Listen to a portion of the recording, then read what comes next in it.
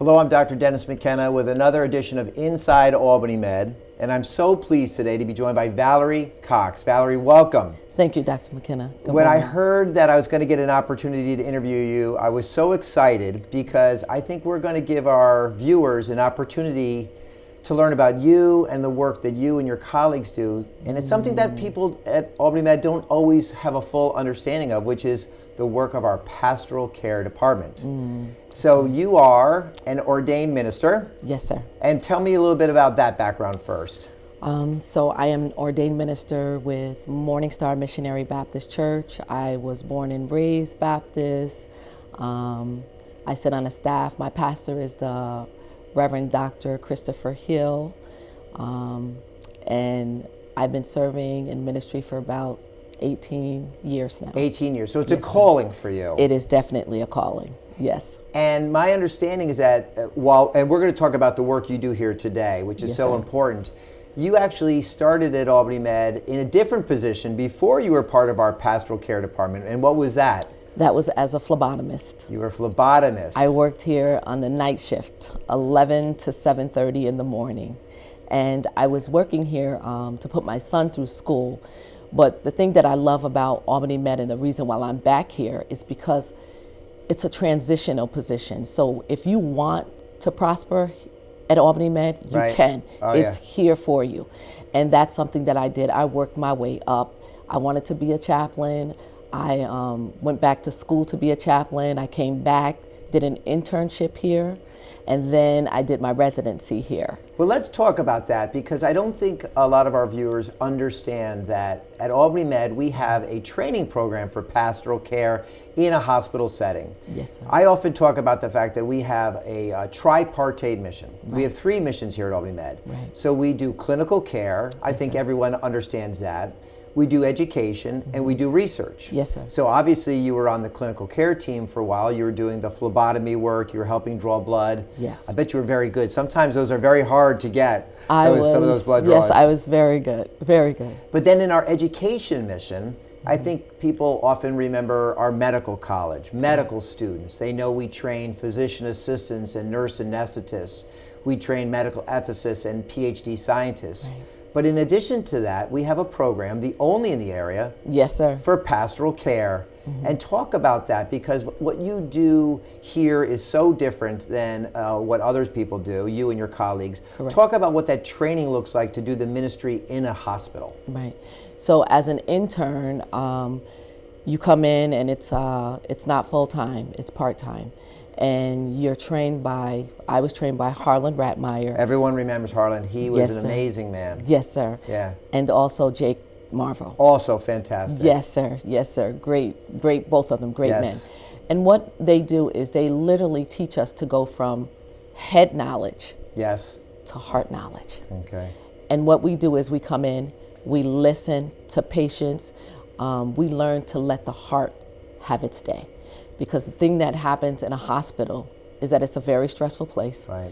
And as a chaplain, we're taught how to, number one, be fully present.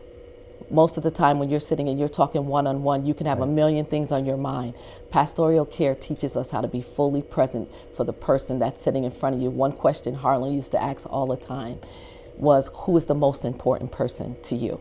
And we would say our kids, our spouses. We had a million different answers. And he would sit there and he would listen to all of our answers and he would say, it's the one that's sitting right in front of you. Yeah. So pastoral care is, it's vital, but as a resident, we are part of the staff and it's a different atmosphere. You connect with the staff. Staff relies on you. We take pressure off of the staff by interacting with the patients' families. You're walking into a room and you don't know what you're walking into. Let's talk about that. So the program is called CPE, Clinical Pastoral Education. Yes, sir. And you mentioned that you're an ordained minister in the Baptist Morningside Church, but there are other religions that are part of that program as well, correct? Yes. We provide services for every religion. If there is a service that we don't have a chaplain for, we call someone in. We have someone that to volunteer that comes in to supply the service that the patients need. And I know, having worked in the emergency department for many years, starting back to 1997, Yes, sir. that there are situations that occur in my clinical environment where we need to get pastoral care down at the bedside. There are often difficult situations, Yes, maybe end-of-life issues. And certainly it's been my experience that when pastoral care comes down there, they provide a very unique skill set that helps the people who are providing the clinical care do what they need to do, and then you step in and do other things with the family and often with the patient, which is very special. Right, right. We often talk about in the hospital, often some of the greatest moments in people's lives occur in here, and then sometimes some of the scariest and most challenging things happen, all within the same building, all within the same shift. For sure. And you get involved in both of those. So let's start with the first one. Okay. There must be some very exciting moments here, whether it be the birth of a child, or sometimes people get married here, Right. and pastoral care is involved. Any stories come to mind where it was like a joyful event and you got to participate?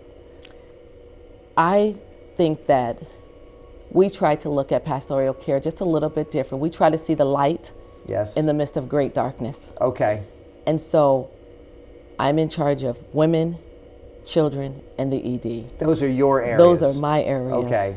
So when a woman is in trouble Yes. and we're called, and the trouble ends up turning to be joyful, it is a beautiful thing, because staff is stressed out Right. when something looks like it's going wrong. Right. Pastoral care steps in, supports the patient, supports the family, and in the end checks in on the staff after it has gone joyful. And we sit and we have moments of joy and we talk about it with the staff on both ends of the spectrum. Because when it does not go the way we would like it to go, then we sit and we process so that that staff member can continue to go on with their day with a clear mind. It's called pause. We pause. You pause. Yes, we pause Take for a a moment. Yes, and we recognize basically what went on, whether it was a tragedy, Right. and we just ask for restoration for the staff to continue to go on. Yes. And staff often need those moments of pause. Yes. So talk about that. If someone is having a difficult moment, what are the different skills that you bring to help them through that situation? During COVID, I think it snatched something from us. Yes. And it kind of separated us as a family, because we look at Albany Medical Center as a family. We sure do. Yes, sir. So what it did was it almost flatlined us. And as family, we have learned to come back together and to be that heartbeat for Albany Medical Center. So one of the first skills that we typically use is we listen. Listening. We listen and we find out exactly where the heart is today.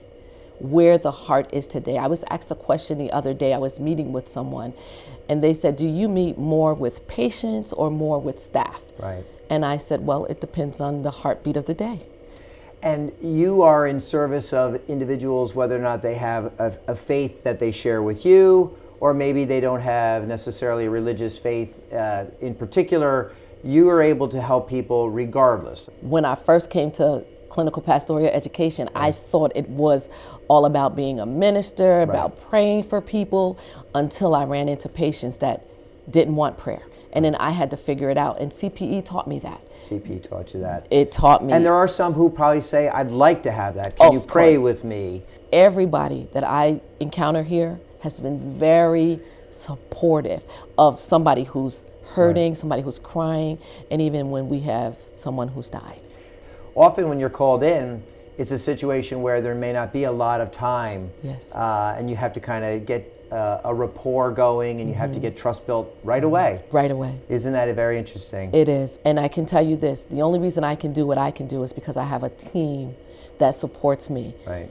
Do you find that your work here is professionally fulfilling to you? Do you feel filled up each day? I mean, given the fact that sometimes the situations you deal with can be both, as we talked about, sometimes joyful, but sometimes sad.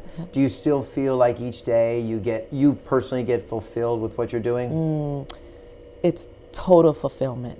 Someone said to me, how do you do that? Right. Like, how do you do that job? That's like the most oppressed job you could ever have. But Dr. McKenna, we need to be there for each other. You're the light in the darkness, you said sometimes. We are if it's a small light in the midst of great darkness. Right. Harlan called me when I was a student. He called me a cheerleader. A cheerleader. He called me a cheerleader. I like that. Yes. He said, because I always brought the cheer, even in the midst of great darkness. You always have to find that light in order for you to go on. Right. You have to learn that I'm a part of the situation, but at this time, it's not my situation.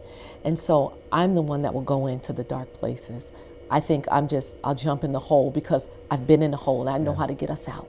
So Valerie, obviously you're here now working with our staff every single day. You're going to be a little bit of a media celebrity. A lot of people are going to see this video and they're going to stop you.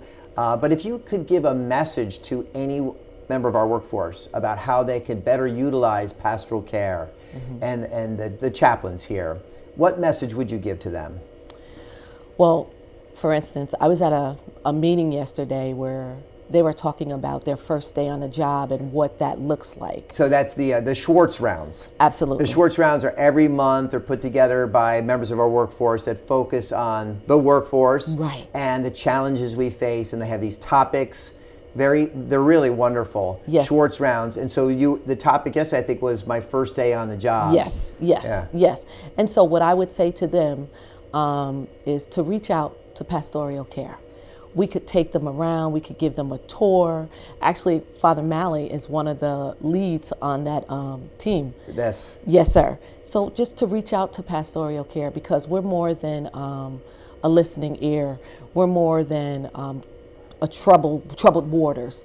We're here just to help and to support staff as well as patients families. And as you said, you can help with not just the mind, but you help with the heart. The heart. Our main goal and our core goal is to let the heart have its day. And so I guess I'll close it there by saying to you, thank you, Valerie. Thank you for being part of our team. Thank you for making us better. Thank you for helping our patients and our staff at moments where they need you most. And thank you for staying there with us. And I hope to get a chance to work with you a lot more in the future. And thank you so much. Thank you so much. I appreciate you. Thank you. God bless you. Thank you. You got it.